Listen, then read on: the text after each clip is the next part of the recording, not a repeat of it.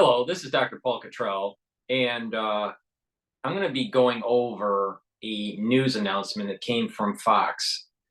It looks like that Israel is starting their ground offensive into Gaza.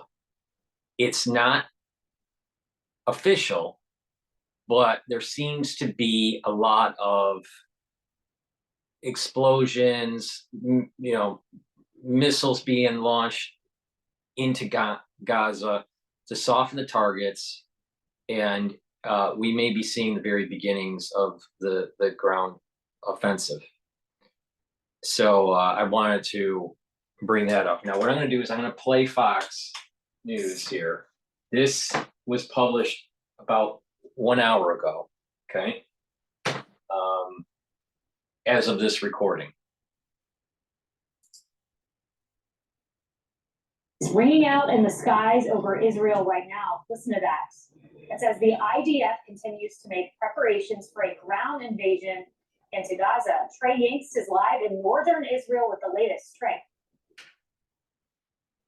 Yeah, Kayla, good afternoon. We've been following the developments here near to the Gaza border, and I can tell you that over the past 3 weeks, we've heard nothing like we are hearing tonight. We've seen nothing like we are seeing tonight. There is a specific effort underway right now by the Israeli military to strike targets in the northern part of the Gaza Strip, not only from the air, but also the ground and the sea. We've seen artillery units active here. You just heard off in the distance there. That's fire going into Gaza. We've seen 155 millimeter cluster rounds raining down on the northern part of the Strip. The Navy is shelling. And I just want you to listen to that there. It gives you a sense of just how heavy these airstrikes are. They are shaking the ground here near to the Gaza border. Kaylin? Trey, no doubt. I mean, you said that's the heaviest you've heard, and heaviest certainly we've heard here on the couch. You spoke to the Israeli defense minister, and he said to you, it's not a question of weeks as it pertains to the ground invasion, but a question of months as to how long they'll be in there. And he said, quote, "We are close." Do you think this could be the beginning of the ground invasion? I don't know. On one of the Israeli news networks, I think it's ITV or something like that, they normally have a diary or kind of like an update of the war for each day. And they kind of hinted that this ground invasion is imminent, very close to happening. A lot of people were saying, it's probably going to happen on the weekend. Perhaps the strike on Syria last night by the United States, basically, was the warning shot for Iran not to get involved. And then now Israel's going in. If you listen to the background noise in the broadcast of Fox, there is some heavy bombardment taking place. I don't want to speculate on if this is the beginning of the ground invasion, but it is certainly the heaviest fire that we've seen. And traditionally, when armies will enter on the ground, they will soften the target ahead of time. And so this is exactly the type of fire that you would see before a ground operation. The artillery fire in the distance, the naval shelling, and then those airstrikes all up and down the Gaza Strip. We should note there are still thousands of infantry troops along the border. They have been conducting limited nighttime raids over the past 48 hours. The Israelis say they destroyed a number of Hamas and Islamic Jihad cells along the border and also anti-tank guided missile positions. Remember, the Israelis are very concerned they will be immediately ambushed by the factions inside Gaza when they do enter the Strip. And so part of what they're doing right now is trying to clear out the area, ensure that they will be able to enter as well as possible and not get ambushed by these cells along the border. The Israelis are preparing for what is expected to be months of bloody urban battle. There's an understanding, not just from the highest level, the defense minister, who we talked with earlier today, face-to-face in Tel Aviv, but also the Israeli colonels on the ground, the infantry troops that we've been talking to and texting with, trying to get a sense of what they're worried about before they enter Gaza. They understand this will be a very challenging battle. They'll face roadside bombs and IEDs. They will face ambushes and troops that are heavily armed with tunnel systems, guerrilla warfare taking place before their eyes. And so those airstrikes there serve as a way to soften the ground ahead of that possible ground operation. Kaylee? Trey, it's Emily. It's my understanding you met with the Israeli Defense Minister Yoav Gallant this morning. What did you learn from that meeting?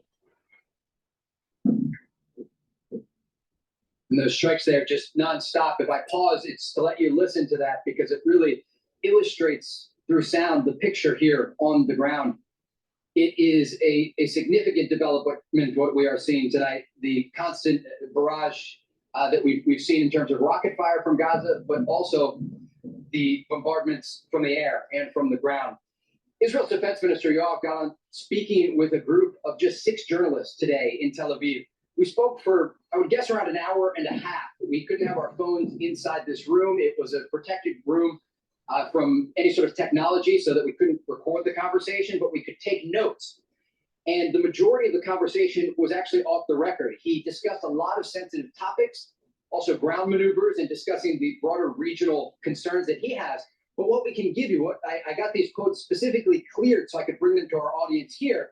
We talked about the timing of the ground operation, but what I found interesting too was the 4-point plan for the Israeli military. And he laid out that plan. And again, we got this confirmed. It's the first time we'll report this list here on air. He says the mission for the Israeli army is in no particular order to destroy Hamas's military and governing capabilities along the Gaza Strip. Additionally, to return the hostages, 229 people that are being held inside Gaza, to secure Israel's southern arena where we're at right now, and then finally to deter Israel's adversaries in the region. And so the defense minister wanted to make clear there is a plan here, but the questions that we had for him often focused on what comes next. What happens after the Israelis enter Gaza? How long exactly will they stay inside the Strip? He said this is a matter of months, not weeks or days. And then who will govern after they destroy Hamas if they are successful in destroying this organization? And that part he wanted to remain off the record for. And eventually we will continue to report this out and try to get that information. But there are real regional questions here and questions about once the ground operation does. I think what's going to happen is that they're going to destroy Hamas and that the current governing body within the Palestinian sector is going to be overthrown and that that corruption is going to be removed. There is corruption going on with the Palestinians on why the Palestinian people cannot have the proper governance that they need to have a vibrant society. Again, the Palestinians are given another chance. So what's going to happen in the next few months, and we're probably seeing the very beginnings of the ground war, 4 months, there's going to be a rooting out of Hamas. Most likely, the Northern Front is going to open up and there's going to be conflict, and the United States is going to start providing air support. If Iran continues, there is going to be increased probability of the United States striking Iran. If it becomes regional and a regional war and not just a war between Hamas and Israel, then this is going to be very bloody and may push us to the edge of World War III. Depending on what China does in Taiwan and what Russia does and what Ukraine does in the European theater. But as the Israelis are moving through and cleaning out those tunnels and destroying them and destroying Hamas for the many months that this is going to take place, assuming Iran doesn't get involved and assuming that the Northern Front doesn't become problematic for Israel, then there's going to be an overthrow of the current government in Palestine. And there's going to be a new government that's going to be brought in that is not corrupt, and it's going to be up to the Palestinian people to get their shit together. If they don't get their shit together, they're going to get shoveled right out of the Israeli borders, and they're just going to be pushed into the surrounding Arab nations, and they're just going to have to immigrate and amalgamate in those. And we're being tested. Again, like I said, this is a divine test for the United States, a divine test for the Arab nations, the ones that are somewhat friendly with Israel, and others that are not friendly with Israel. And this is a test with the Palestinians. When you read scripture, Bible or Torah, it doesn't matter, there are multiple chances that God gives a nation. And they are, usually given like 3 chances, sometimes more, but, usually 3 chances to do the right thing. And if they don't do the right thing, then they are punished, some severely to the point of total annihilation, and others where they're in exile, right? The Palestinians are going to give another chance after Hamas is completely overthrown, assuming Iran doesn't get involved. They're going to be given another chance with a new government, and it's that's running Palestine, that's not corrupt, and then they'll be able to rebuild and have a vibrant community if they don't surge back up with terrorism. If they do surge back up with terrorism, it'll be completely the end of the Palestinian nation. Now, if the Northern Front gets problematic for Israel and the U.S. gets more involved, then this may accelerate the push of the Palestinians out of the region. If Iran gets involved and the United States, does a counter move on Iran, we may actually see the potentiality of unconventional warfare. This has to happen. These nations, including ours, the United States, is being judged on what we're going to do. Are we going to do the right thing? And that right thing is rooting out terrorism. Because if we don't, it's going to get worse. And if we do the right thing, then there's going to be a blessing on those nations that did the right thing, but not only that, on the whole world. And that will be more lasting peace. But if we think we're going to be able to soft land this, socially engineer it, do Westphalian politics, we're all going to lose on this. So the liberals out there, and even the conservatives that want to be isolationists, you're picking the wrong side, because I'm telling you, this is biblical. That's what's happening here. And when I talk, I'm almost always right. So stay tuned, because it's going to get hot heavy. Does begin. And once those orders are given by the political and military echelon here in Israel, how the region will respond. Emily? Trey, this is Kaylee. One more question for you. I was looking on your Twitter feed, and interestingly, I saw just yesterday you had posted something, and it was red alerts. And this was red alerts of Hamas launching rockets into Tel Aviv, and they were incessant. They seem to be coming up moment by moment. What can you tell us about the rockets coming in the other direction? Yeah, absolutely. So 21 days into this conflict, they have maintained their ability to fire on major population centers across Israel. And this is significant because we are talking about thousands of airstrikes that have taken place since the massacre in southern Israel. They're firing rockets from the northern and central part of the Gaza Strip. Sirens are sounding in cities like Tel Aviv, Israel's second largest city, despite those airstrikes. And I just want to show you what it looks like on a phone here. This is a screen grab that I took, and you can see what it's like when rockets are coming in.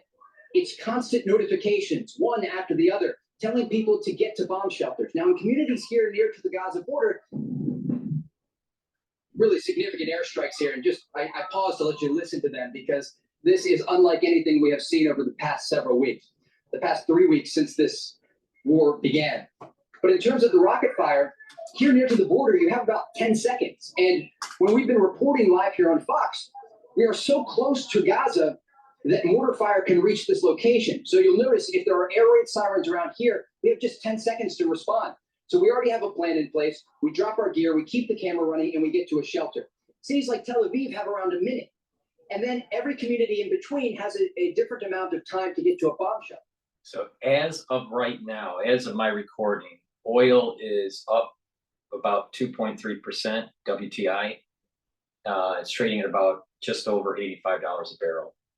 And the S&P 500 is at 4,118, so it's down by almost 0.5%. So the markets are relatively stable at the moment. Bomb shelter. But I want to talk quickly about the psychological trauma for Israelis living amid this conflict. There are young children who have to run to shelters. Their parents are trying to explain to them what's happening, and they are so terrified that the Israeli response service, the ambulance service across this country, has had to change the tone of their siren. So today when we were at that meeting in Tel Aviv, when we came out, we heard an ambulance, and it was a different tone than you would traditionally hear. And they do that so that people aren't mixing up the siren from an ambulance with a rocket siren telling them to head for shelter. The generational trauma that Hamas has inflicted on the Jewish people and the state of Israel should not be understated, because this country is at war. It is a country that understands what war is like. This is the 9th declared war since the founding of Israel, but it's not any easier for the Israeli people. And following that brutal massacre where 1,400 Israelis were slaughtered in their homes and on their bases near to the border, this country is in pain and they are still in shock. Yeah, Emily, that trauma is unfathomable. And Trey, stay safe. These are, without a doubt, strikes like we have never heard. And as you've been speaking, we see Ashkelon, Israel, and we see those strikes in real time as well.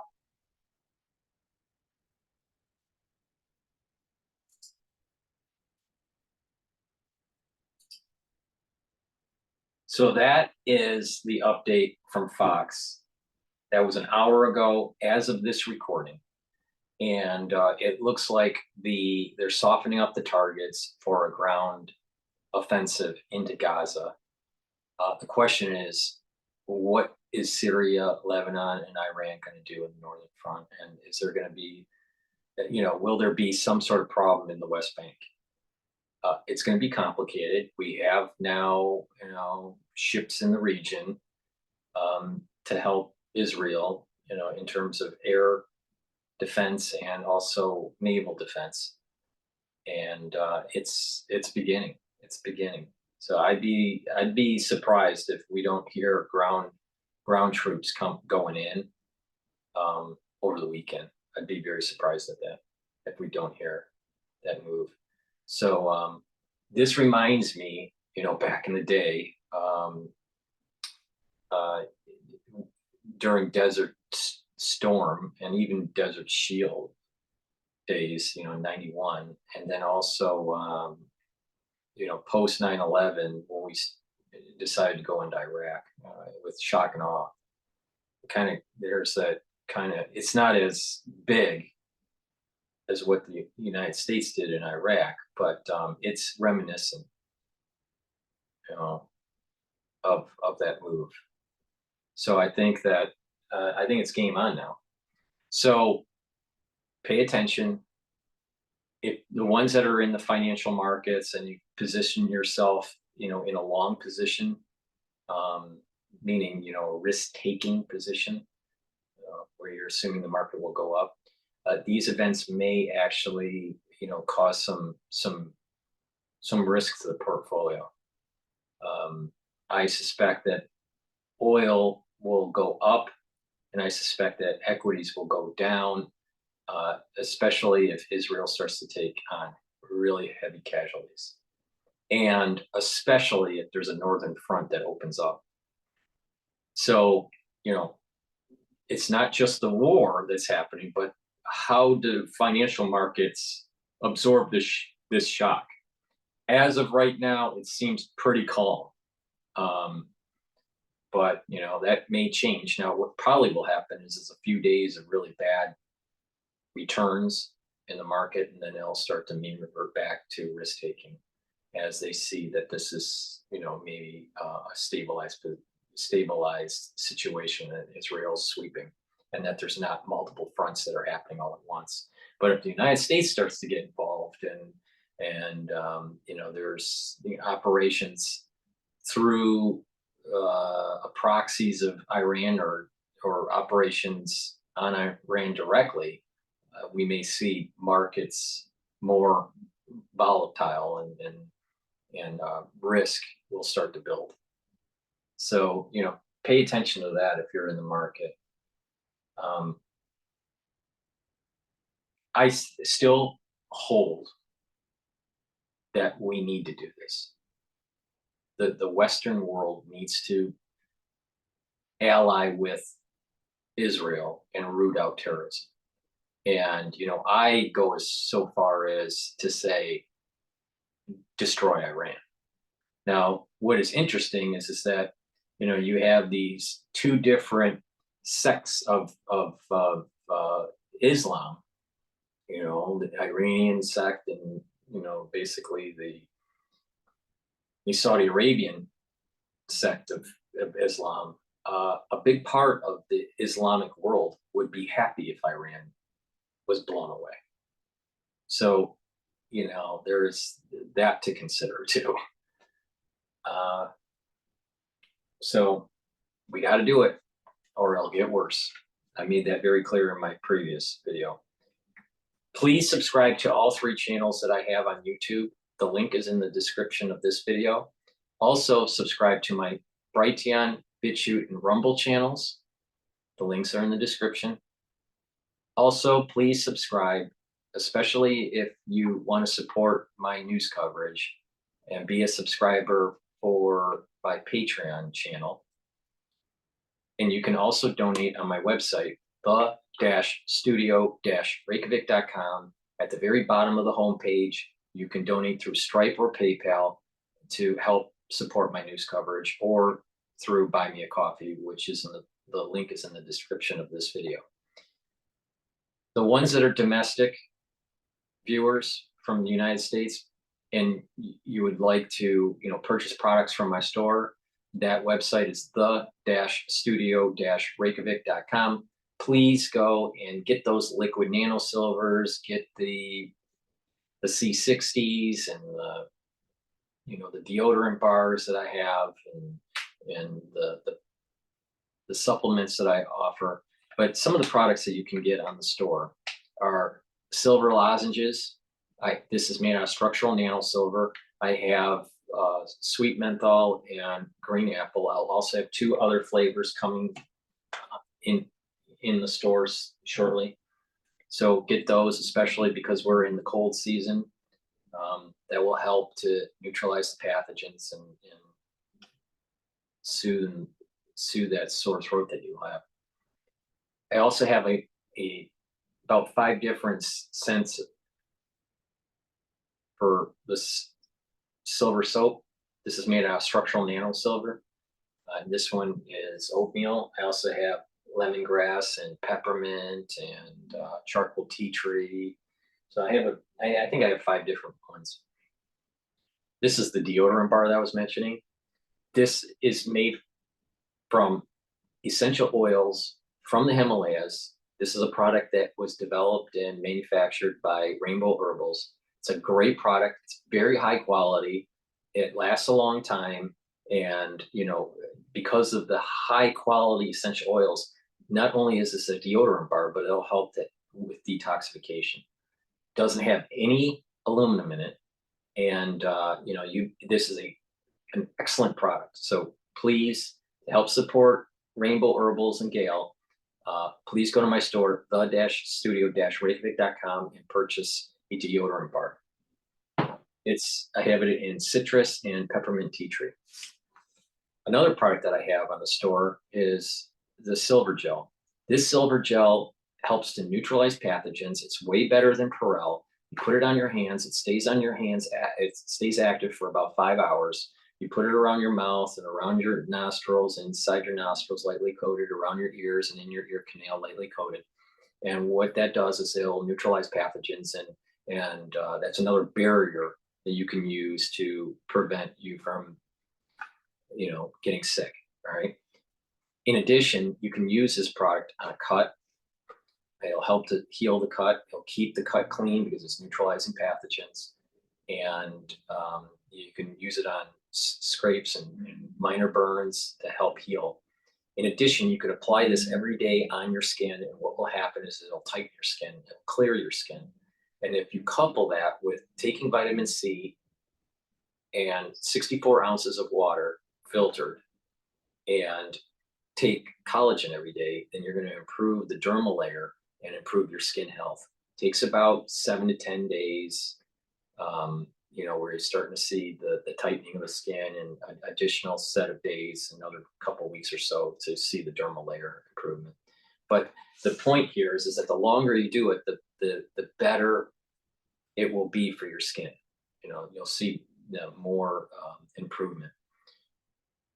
Now, if you couple that also with C60, which is a very strong antioxidant, and resveratrol, then that gives it an extra kick and it improves the basal layer of your skin, where this is where the cells start to divide and help to populate the skin, and eventually it becomes more keratinized and then flakes off. So if you do that skincare protocol that you can get from my store, then you're going to see major improvements in your skin. I have a great product. It's way better than Alex Jones's toothpaste, and that is this structural nano silver toothpaste. It will whiten your teeth, freshen your breath, neutralize pathogens, reduce plaque, reduce the inflammation around the gums, and reduce cardiovascular disease. A lot of people don't realize that one way that people get cardiovascular disease and valvular disease of the heart is because of bad oral hygiene. Well, this will help to neutralize pathogens, all right, and reduce that plaque. Now, another product that I have is the Max 35 and the Max 14, where it's a liquid, and I take it every day. I take the Max 35 every day. I take a teaspoon of it. It's a liquid. I take it, I swish it in my mouth for about 20, 30 seconds and gargle about 20, 30 seconds, right? And then swallow it. And what you're doing is you're neutralizing in the oral cavity and back in your throat area, you're neutralizing pathogens and you're maintaining a good mucosal layer, all right? And that's a barrier to prevent pathogens from getting into your system, all right? And it's also neutralizing pathogens in the upper esophagus. So this is a great way to maintain your health and bring down that inflammation, because your body isn't chronically fighting something, right? But if you are starting to feel sick, especially during the cold season, what I do is I take a tablespoon or 2 tablespoons of it and do the same thing to help neutralize it. I have a multivitamin from Amio on my store. It's a great product. You need vitamins and minerals. And what that does is it's a cofactor for different enzymes to allow for cellular processes to take place. So if you are not taking a good multivitamin and you're not eating properly, then what's going to happen is that your metabolism and your cellular processes are suboptimal. So take this multivitamin. It's part of the anti-aging protocol, and you do this on a regular basis. You're going to start slowing down that aging. You're going to bring down that inflammation. You're going to have more ATP, and you're going to be neutralizing pathogens. I have a great product here. It's lignans, and what this does is it helps with hormonal health, not just for males, but also for females. It helps with prostate health, and it also helps with ovarian and uterine health. Individuals that are postmenopausal, females that are postmenopausal, this would also help with some of their symptoms with the hot flashes. In addition, this helps to boost up the immune system. This is a powder, and there's a lot of other benefits that I will go over in a different video, but also anti-cancer benefits. But the point here is that if you add this to your protocol, then you're boosting up your immune system and you're helping your hormonal health. It's a powder. I put it in my hummus every day in the afternoon. I mix it with my powdered probiotic, and that's my routine, every afternoon. So, take my advice, get the lignans. It's going to improve your health, and also the probiotic. Because if you get the proper gut biome properly, then you're going to metabolize properly. You're going to absorb nutrients properly. You're going to have better metabolism, better communication between your gut and your liver, because your gut will absorb, certain nutrients, certain chemicals, and some of those, and many of them, will go into the bloodstream and then and go right into the liver for processing. But not just that, a good gut biome is also going to help with communication with the brain. All right, there is a correlation between brain health and mental health and gut biome. So if you're on the low end of gut health, then you're increasing the probability of problems with cognitive function and problems with depression. So it's important to improve your gut health, to improve your metabolism, improve your mental capacity, and also mental health. So those are some of the products that I have on the store. So please go to the-studio-reykjavik.com. That's the-studio-reykjavik.com. The link is in the description of this video. And go to the store and get those structural nanosilvers, get the C60. It's a great antioxidant, very strong. It will help to slow down aging. I sell it in avocado and in coconut in 2-ounce, 4-ounce, and 8-ounce bottle. And it's a great product. It's a major pillar in the anti-aging protocol that I have. And then, get the different supplements that I have partnered up with Boomer products. And you're going to get all the supplements that you really need to really build a really good anti-aging protocol for yourself. I have B complex and D3 and zinc and vitamin C and Good Night Formula, which is a tryptophan and melatonin product to help with getting you into the 3 cycles of REM sleep. I have turmeric, which will bring down inflammation. I have ashwagandha, that's going to control your blood glucose levels. I have clarity factor, which will reduce the brain fog and make sure that you have those dendritic connections.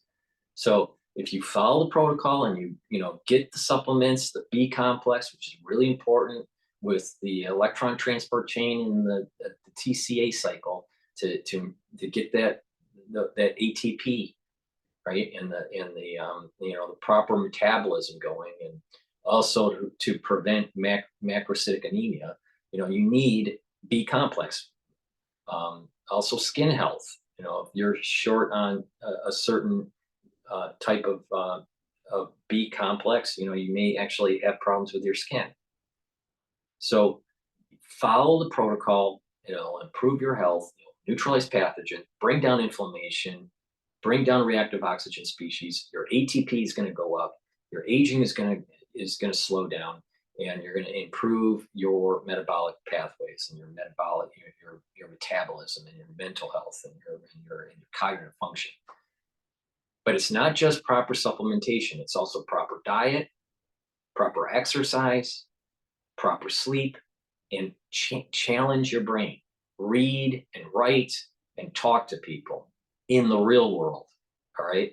And all those things together are going to slow down the aging process. You talk to centenarians, why is it that a lot of women, will reach 100 before a male? Well, the reason is that women have a better social network in general, right? And so having a social network in the real world, and not in the cyber world, but in the real world, and having good friends and talking to them, and that those facial expressions and stuff, that helps to feel community. That helps to go and feel that you have support, right?